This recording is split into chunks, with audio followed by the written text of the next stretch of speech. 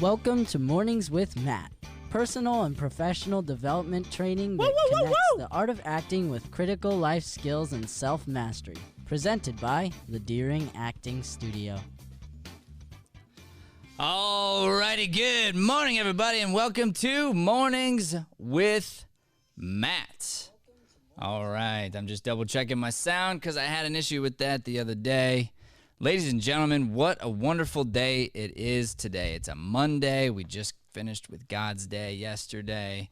Feeling very good, and we are approaching, well, not approaching, we're here. This is day 4 of our series, E.R.O.S, on how to feed your focus. And today we're going to be talking about the S in E.R.O.S, which is scheduled expectations.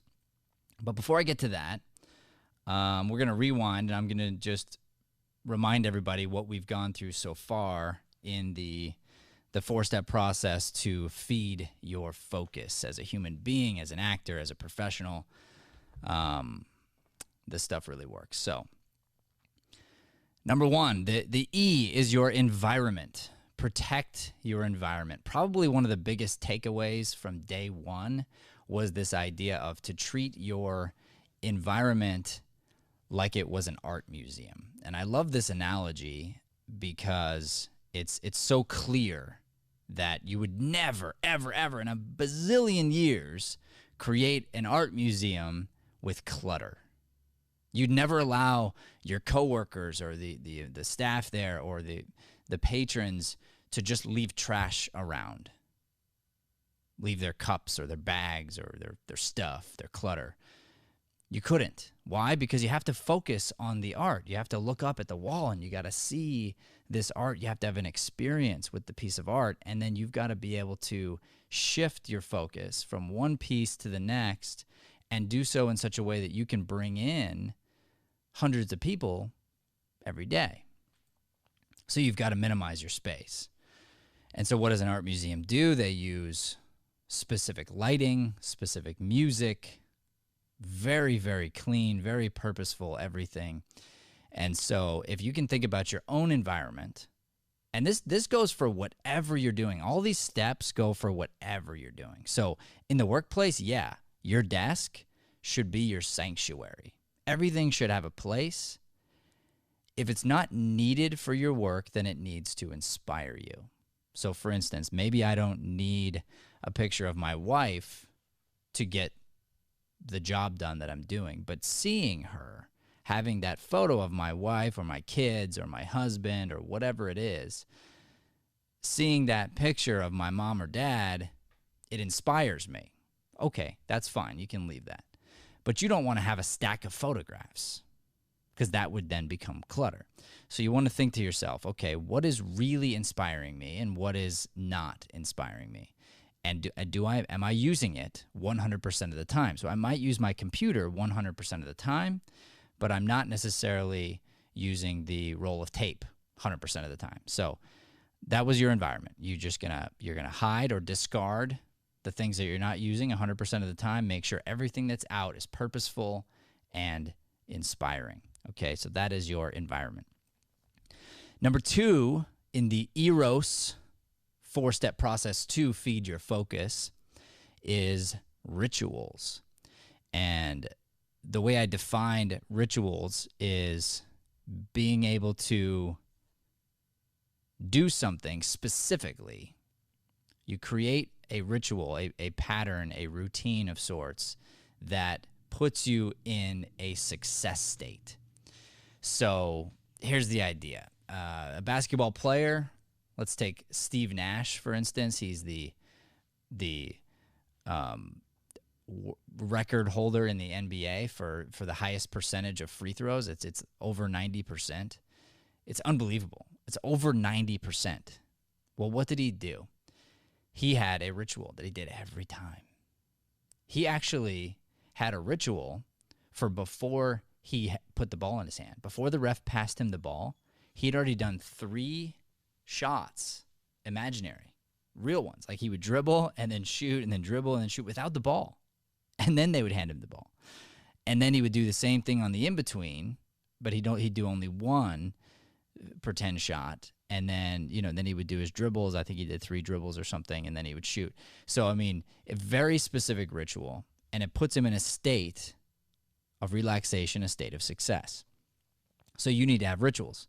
You want to have a ritual for when you hang out with your kids, an environment for when you hang out with your kids, a ritual for when you sit down at your desk and you're about to get some work done. Create the right environment for your desk and when you're going to get some work done. Have a ritual for when you leave the house. You know for sure that you're not going to forget something.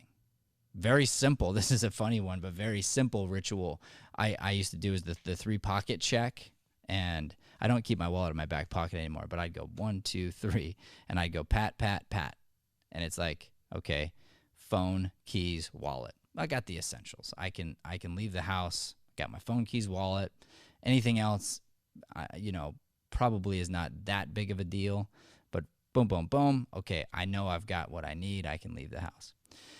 So you want to have some kind of a ritual to set you up for success. And honestly, the ritual needs to be better and more specific depending on how big your goals are.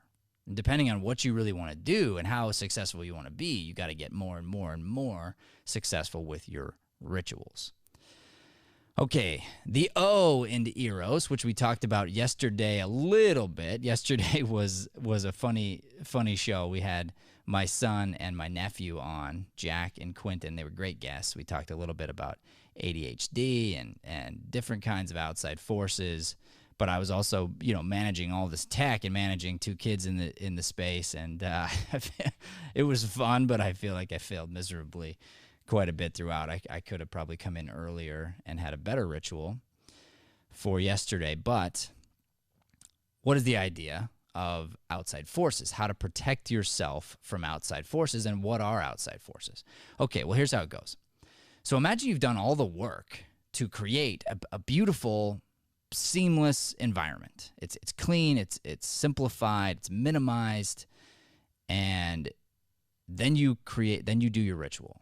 And you go through the process of the beginning of getting yourself into a successful state. And then you're right about to go, and then bling, bling, bling, bling, the phone rings. Or coworker walks up, or employee, and says, hey, how would you like me to, in which direction should I mop the floor? Really? In which direction? I don't know, man. That one. Mop in that direction. And is it a legit question? It could be. But what you need to do is protect yourself from those outside forces. How can you do that? Well, the best way is to communicate. If you communicate with the people around you what you're doing, why you're doing it, and why you need protection from them and from other things, then you're good. So, for instance, let's take our phones. We can set the notifications on our phones to be so that they do not go off between a certain time. I do this every morning. So I will get 0 notifications on my computer, 0 notifications on my phone. You cannot get a hold of me unless you're my wife. You got a bat line, a way to get in, and even she knows, because she'll get a message that says, hey, Matt's in the zone right now. So if you persist, if you go through the process of hitting up the bat line, then you're making a conscious choice to take him out of state. Is that something you want to do? And sometimes it's legit. Sometimes the kid fell and we gotta deal with it and go to the hospital or call the doctor or whatever we're gonna do. The employee or the staff member has something that's a legit emergency and you're glad that they interrupted you. Cool. But if you haven't communicated with them ahead of time, it's not their fault that they interrupt you. You did not create a very good, seamless bubble around you. And that's what you got to do. You got to create a bubble that protects you from outside forces, because there is nothing more powerful than a human being who is in state. We've seen this with people like Steve Jobs and Bill Gates and Michael Jordan and just some of the people who have achieved some of the greatest things in our history. Learned how to get into state and stay in state. Focus on this one. That's why I'm saying it's feed the focus. That's what it's all about. If you can feed your focus and stay focused on one thing for a while, you can really get a lot done. I've found that I can sometimes get a week's worth of work done in an hour and a half if I'm in this magical, productive state, in this magical state of just complete focus. And by the way, I should mention that in the book, I call it hyperfocus. And there's a reason I call it that, because hyperfocus is a term that's been used by physicians to describe one of the ADHD symptoms, which is a kid who is basically obsessing and focusing on one thing for an extended period of time. And it's funny because that's a superpower. Now, you have to understand, you've got to be able to get away from it. We wouldn't want it to be something where your whole life is obsessed with this thing. So really what we should be teaching them is not that that's a bad thing, but just how do you also obsessively focus over other stuff? Because that's what I believe here. I believe we want to give our complete and utter and total focus to whatever it is, to the task at hand. So right now, we've got a casting today. So all morning, my entire focus was on the casting, was on prepping the casting, getting that all ready. Like, it got all of my energy. Then we had a volunteer come in. Her name's Saya, beautiful young girl. She's an actress. You'll see her on TV, I promise you. She came in. She's going to be helping out today. She got my whole focus when she got here. Well, most of my focus. I was still getting some things done. But I did take a second to sit down and say, hey, let me give you my time. Let me give you my energy. Let's talk for a second. And then I moved in here, and now this show is getting my entire focus. You get everything. So this idea of hyperfocus, I want to be obsessively focused on my kids. I want to be obsessively focused on my wife and on my family and on my friends and on my playtime and on my work and on this show and on all kinds of things. Like, I want that obsessive focus. So hyperfocus, sign me up. This is not a negative term. We're transmuting that, baby, into a positive term. Yeah, that's right. That cheers is for all you ADD kids out there. I'm one of them. All right, so we got this E.R.O.S, the way to feed your focus. It's environment, rituals, outside forces. And then this last one, today's, is scheduled expectations. So here's what this one's all about when it comes to your focus. The scheduled expectations are a way for you to really decide what you want to focus on. Because even that decision in and of itself, trying to figure out what to focus on, can become its own trap and its own thing that holds you back. And you can get stuck on trying to figure out, what do I focus on? What do I focus on? And that type of pressure, that type of stress from trying to figure out, trying to decide what to focus on, can cause you to lose focus. And then what do you do when you lose focus? That's when the bad habits pop in. That's the truth. So when you lose focus or when you get stressed, that's when you go to the refrigerator. That's when you go to the television, the social media, the cell phone, the news, you name it, all the things that distract you and take you away. And once you go there, it takes you further away, and it's harder and harder to get back. I was joking with my wife. I hit a little milestone yesterday, which was nice for me. I try not to get too high or too low anymore, but I was happy with it because I've been struggling with this chapter, focus. It's chapter 3 of the book, The Best Listener in the Room, and I'm in the process of rewriting all these chapters. The book's done. I'm just rewriting, and so the rewrite process is grueling. It takes a lot of time and effort and thought and whatnot. And so this chapter's taken quite a long time.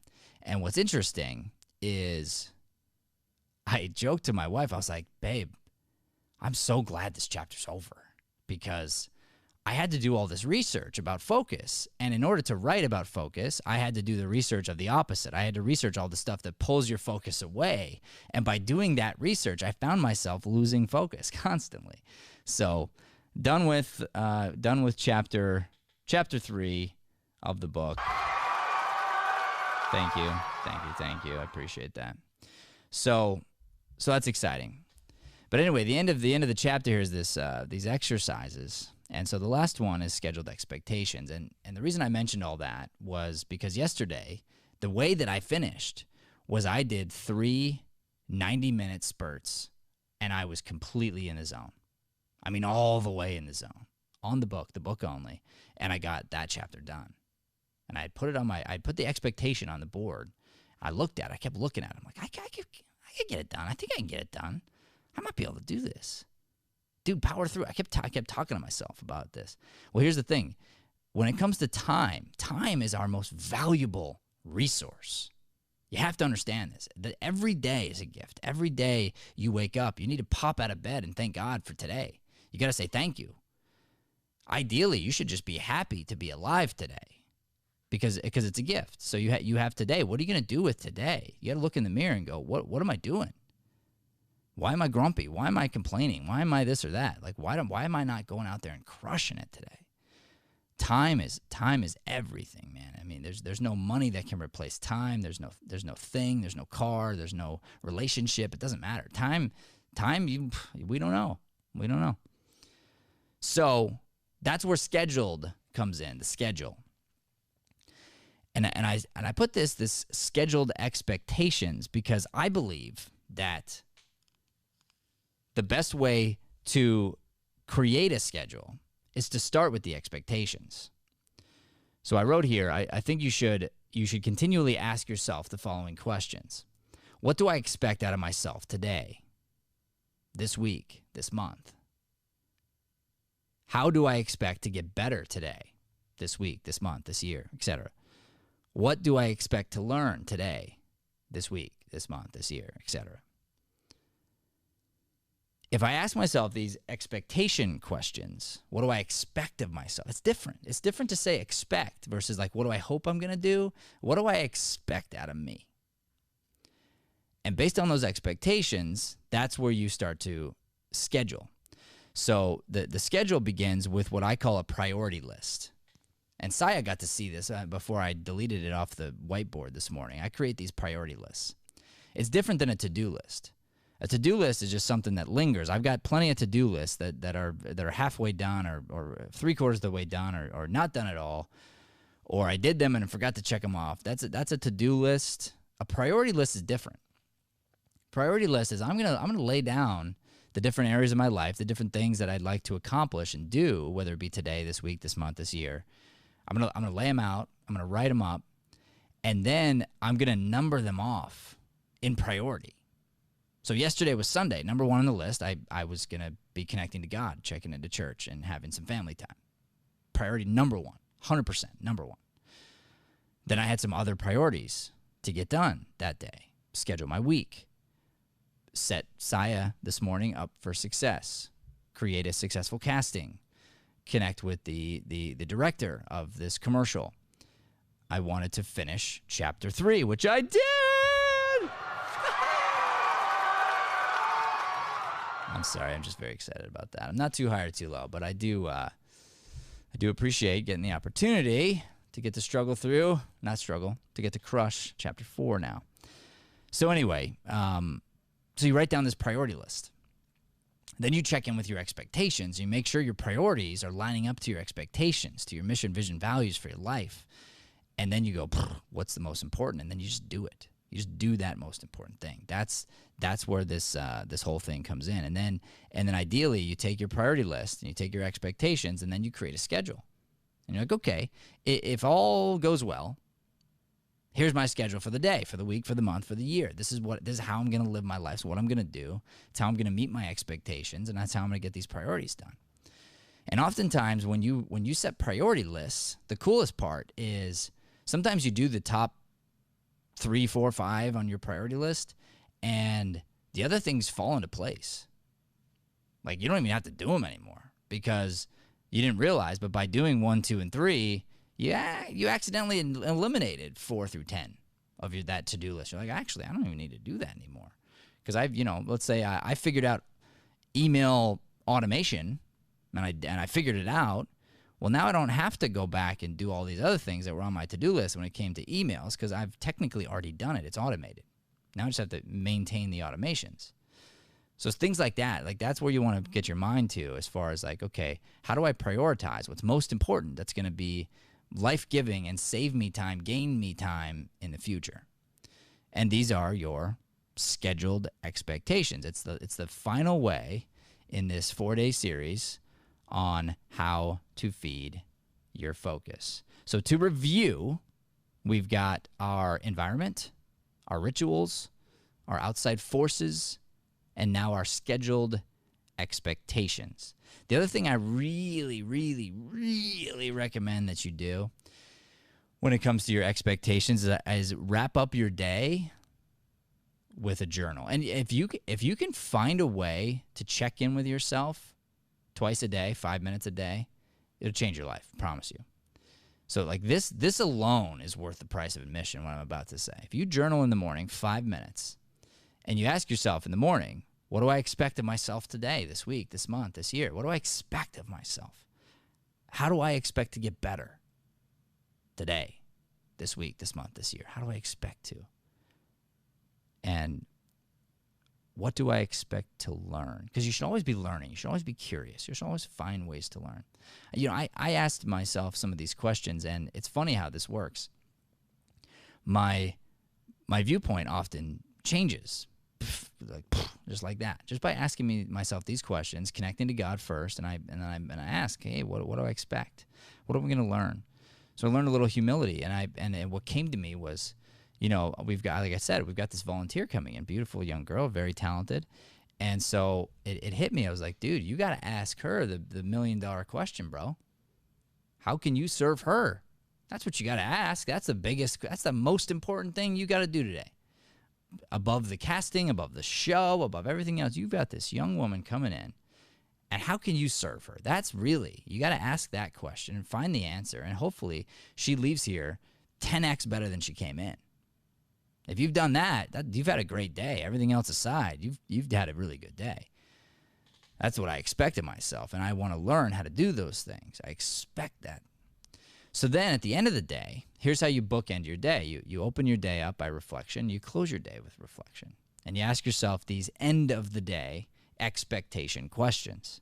Number 1, did my expectations of today, this week, this month, this year, did I meet them? Did I meet those expectations? And I ask myself, why? Why not? If I didn't, why not? If I did, how did I do it? Just jot it down. How'd you do it? Or why didn't you do it? What was the real thing? Was it the piece of pie? Did that set you off on a place that you missed your health expectations? Was it the going out to eat that one night that just kind of threw you, and all of a sudden you couldn't get back on track? Was it missing the gym that day? Was it was it the phone call that got you distracted? Was it that news article that popped in that sucked you away from the creative time that you had? What was it? Why didn't you meet your expectation? And just be honest. It's between you and you, so you don't got anything to hide. And then you ask yourself, were my expectations of me today, this week, this month, this year, were they reasonable? Why or why not? Were they reasonable? Did I set an expectation that's crazy? Like I expect, if I wrote down, I expect to win an Academy Award today. I expect to win whatever it is, the Emmy or something for a TV show today, even though I'm a YouTube show. I expect to win an Emmy today. Well, is that a reasonable expectations? No. First of all, I don't even know when the Emmys are. I don't even know when they're going to nominate. I don't know if a YouTube show is eligible. You know, like all these things, I don't even know. And do I think I deserve it? Like I just started this stuff, you know what I mean? So going back to expectations, like, okay, but I could expect myself to be very well prepared for this morning, which I was. I could expect that. And honestly, more prepared than I was yesterday. Yesterday was a little crazy. Had the kids in here. Those of you who tuned in, thank you. Appreciate it. Today, much more put together. I expect that of myself. I expect 100% that I'm ready to go in the morning. Come on, Matt. You wake up at 3:30. It's not that hard to get ready for the show by 7. Let's go. Come on, Matt. Let's go. All right. I expect that of me. No problem. So were my expectations reasonable? Why? Why not? Okay. Then I want to ask myself, if they weren't, why did I expect so much of myself? Like why was I doing that? What is it in my psyche right now that's telling me that I need to expect this thing that's totally unreasonable? Is it something in my childhood? Is it some sort of thing I need to heal from? Like why am I putting these crazy expectations in my mind? And I need to get to the root of that so I can uproot it and stop doing that to myself, because that's damaging. And then on the reverse side of that, you might ask yourself, why did I set my expectations so low? That could be the case too. I could say, I expected myself to wake up in the morning. Well, good, congratulations. But is that it? That's all you expect of yourself? I mean, come on. Maybe we got to expect a little bit more. So maybe you look at this and you go, all right, I accomplished this. I got to check it off my expectation list. But maybe I need to ask myself if my expectations are too low. Maybe I got to ask myself if it's time to raise my expectations of me every day. What I'm capable of doing, what I'm willing to do. So those are some great end of the day questions. And as you track your progress in this stuff, what's amazing is you end up being able to adjust your sails daily, I call it. So you've set your goals, you're going into a certain path, and you want to be able to adjust and navigate on a daily basis so you don't get totally off track. So, all right, that is the end of our series here. Today's focus was on scheduled expectations. And I want you to write that down. Scheduled expectations. It's so much different than a to-do list. It's so much different than just having a regular planner or something. Figuring out the process of creating scheduled expectations change your life. I expect of myself to see my kids every day. I expect of myself to throw my baby up in the air and catch him every day. I expect that of me. Okay, cool. So then when I create my schedule, I find a way to meet that expectation. It's not an unreasonable expectation. I expect my wife to hear something beautiful from me every day. I expect her to hear I love you. I expect her to receive a kiss. Those are not unreasonable expectations, but I got to make sure that it gets done. Really, I really do, because it's an expectation. And if I'm working too much and I don't have the time to come home and connect, well, then okay, I got to change my schedule. I got to change something because I'm not meeting my expectations of me. There. Scheduled expectations. All right, so this is our 4-day series. One last wrap up so you have it. It is called E.R.O.S. Best way to feed your focus. E.R.O.S. Environment. Control your environment. Rituals. Create rituals that are going to be life-giving, that are going to help you be creative, that are going to set you up for success. Outside forces. Protect yourself from those outside forces. Create a bubble of sorts to keep those outside forces from coming in and attacking you all the time. You've got to protect that creative space that you've designed for yourself. And lastly, scheduled expectations. You got to know why you're doing what you're doing. You got to create expectations and create a schedule that is gonna set you up for success.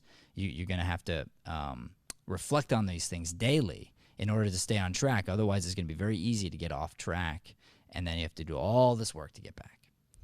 So that's it, everybody. E.R.O.S. E.R.O.S. Environment, rituals, outside forces, scheduled expectations. All right, that is our show. Thank you so much, everybody, for tuning in. This has been Mornings with Matt. I sure appreciate you watching. Please do not forget to like, subscribe, and share this channel. Help us to spread this light-driven content to the planet. Thank you, and God bless. Thanks for listening to Mornings with Matt. Please like, subscribe, and follow us at Deering Acting Studio to keep up with the latest content. For more information on classes, private lessons, or professional development coaching, visit www.deeringstudio.com. Have a Deering day, everyone.